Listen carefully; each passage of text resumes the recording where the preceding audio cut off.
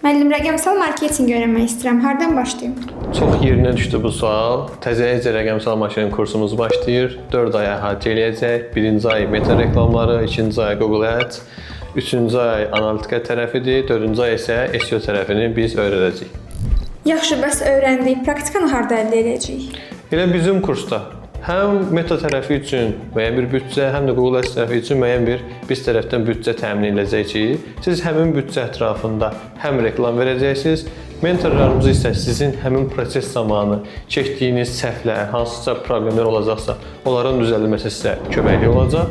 Əlavə olaraq analitika tərəfində və SEO tərəfində isə öz işlədiyimiz proyektlərdən və ya ki, SEO üçün istifadə edəcəyimiz saytlara sizə əkseslər veriləcək ki, siz real praktika əsasında, real iş üzərində bunları tətbiq edib, artıq hər hansı bir işlərə müraciət etdiyiniz zaman geniş bir portfolyo təqdim edə biləcəksiniz.